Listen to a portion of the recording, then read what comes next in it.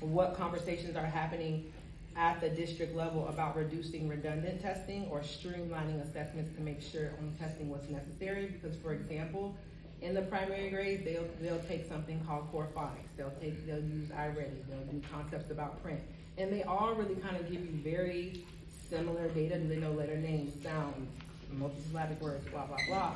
So I guess my thoughts are like, what can be done to streamline it, or is that even a conversation that's being had? Because I do understand that there's like, everyone has a boss, and like there are things that come down the pipeline. It's like, this has to happen, but what can we do to make that a good experience, especially for students that are newer to the school experience? Because I see them crying and they're upset. They're like, they knock over the laptops. They don't want to do it. And I don't want that to taint their image of how school is.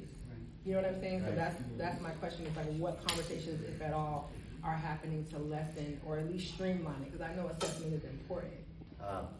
I agree. 5 in kindergarten sounds kind of excessive to me. Yeah. I know there's like a kindergarten readiness test in the first semester.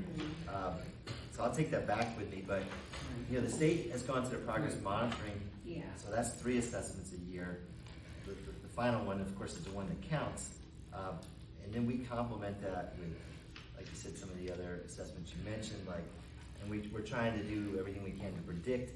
And the testing is really intended to help us identify where students need a little more support, so that we can like cater the instruction and short things up, and try to get everyone to 4s and 5s.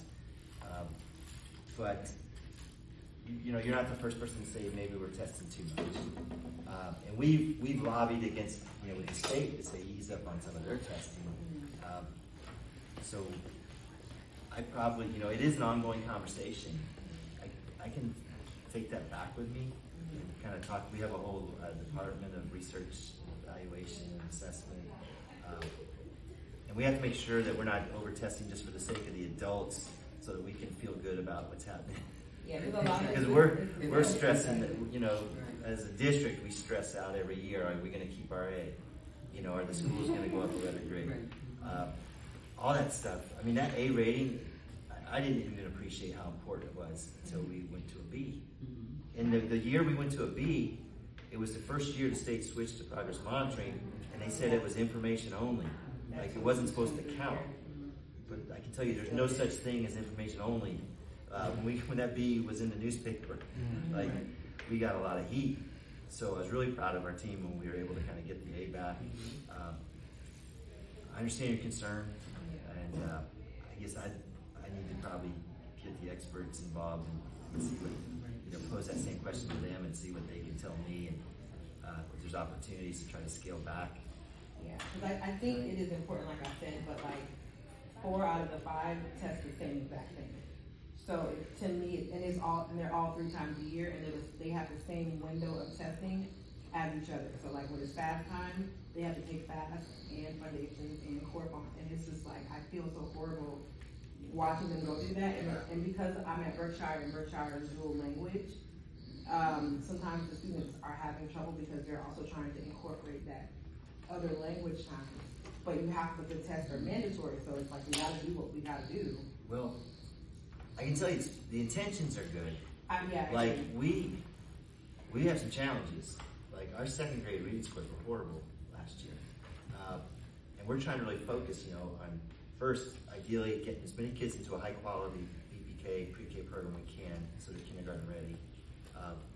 But then, we can't just start worrying about reading proficiency in 3rd grade. Right. And some schools will put their strongest teachers in 3rd grade. Is that really? And then if you have a weak kindergarten teacher, you could be setting a kid up for failure down the road, right? So we've really returned to a heavy phonics-based instruction. So that's what we've got foundations in UFI in every school. We work with the University of Florida Lassenger Institute, where we've done more training on the science of reading for our teachers. And it sounds like some of these additional products we've probably brought in to try to help make sure everyone's learning how to read, maybe that's bringing too much testing with it. So